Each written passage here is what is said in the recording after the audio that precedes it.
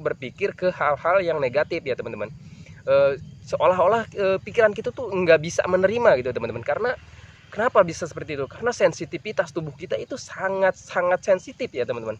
Untuk orang-orang yang terkena gangguan asam lambung dan anxiety psikomatis itu sensitivitasnya benar-benar tinggi ya teman-teman. Itu pengalaman saya. Jadi tidak ingin di dalam diri kita tuh ada perubahan sedikit pun teman-teman. Kalau misalkan teman-teman itu merasakan sensasi kembung ataupun begah, itu menjadi pemikiran yang sangat besar gitu teman-teman ya.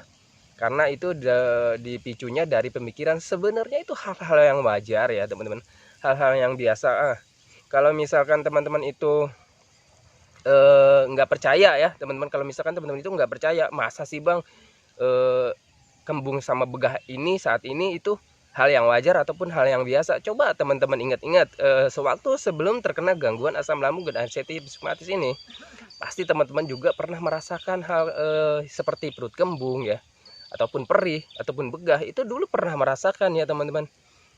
Ya itulah, kalau misalkan teman-teman itu ingin menanganinya, nah kalau misalkan dipahami dulu ini ya teman-teman ya. Kalau misalkan nih misalkan perut kembung terus begah, itu dicari tahu ya, cari tahu dulu apa penyebabnya. Kalau misalkan teman-teman itu kalau misalkan teman-teman itu habis makan apa misalkan ya, kalau misalkan teman-teman itu habis makan gorengan, pasti ada menimbulkan rasa sensasi begah ataupun kembung perutnya gitu, seperti itu ya teman-teman. Karena untuk orang-orang yang terkena gangguan asam lambung dan anxiety psikomatis itu sering sekali merasakan hal perut kembung itu teman-teman ya, apalagi kalau makan goreng-gorengan seperti itu ya. Nah, lalu gimana cara menanganinya bang? Cara menanganinya mudah saja teman-teman ya, simple sebenarnya. Kalau misalkan kita berpikir wajar, misalkan kita berpikir normal, kita tuh akan bertindak dengan wajar juga dan normal juga. Seperti ini teman-teman, pahami penyebabnya apa. Kita kan sedang terkena gangguan asam lambung nih. Nah, asam lambung itu mencerna makanan itu nggak normal teman-teman ya. Nggak, karena asam lambungnya nggak normal, mencerna makanan itu agak gimana gitu kan ya. Mungkin kalau misalkan asam lambungnya berlebih ya kan, asam lambungnya bertambah, itu akan menimbulkan penimbunan gas. Nah, lalu gimana bang cara mengeluarkan gasnya ya? Ya logikanya sih, kalau misalkan gas di perut kita itu berlebih, ya logikanya kan harus dikeluarkan ya teman-teman. Lalu gimana nih cara mengeluarkannya? Mengeluarkan gas di dalam perut kita itu mudah ya teman-teman. Jadi teman-teman itu tinggal mengkonsumsi air hangat saja teman-teman. Dikonsumsi air hangat nih, minum air hangat ya, pelan-pelan saja ya teman-teman.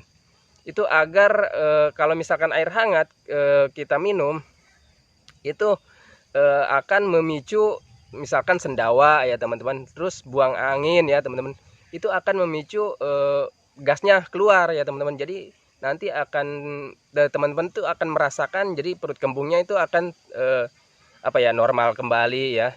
Seperti itu teman-teman, itu pengalaman saya. Dan dulu saat saya terkena gangguan asam lambung dan anxiety psikomatis itu, kalau misalkan ada perut kembung terus begah, itu saya hanya menanganinya hanya dengan minum air hangat pelan-pelan saja teman-teman. Seperti itu, tidak menggunakan obat ya teman-teman.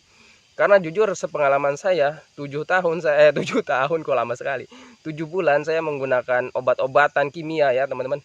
Itu saya tidak merasakan kesembuhan yang signifikan teman-teman ya.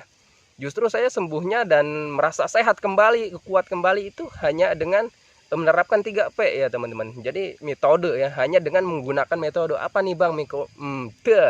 Metodenya itu simple sebenarnya ya teman-teman. Jadi metodenya itu hanya menjaga pola makan, menjaga pola hidup, menjaga pola pikir.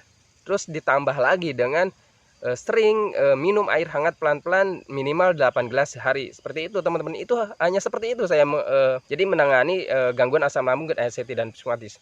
Dan yang ininya lagi, harus menjaga pikiran itu, mengalihkan ya teman-teman, mengalihkan pikiran itu dengan melakukan hobi-hobi ataupun kegiatan yang membuat teman-teman itu senang ya, membuat teman-teman itu bahagia. Misalkan teman-teman itu jalan-jalan apa saja ya teman-teman. Dan jangan lupa juga olahraga ya, berjemur di pagi hari itu sangat penting sekali ya untuk orang-orang yang mengalami gangguan asam lambung dan anxiety dan psikomatis.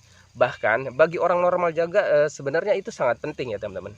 Karena orang normal juga jika 3P-nya berantakan, hirbaring atau lambat launnya nanti juga mereka akan merasakan gangguan asam lambung dan anxiety dan seperti itu teman-teman ya. Nah sekarang saya akan beralih ke bebek yang turun. Terus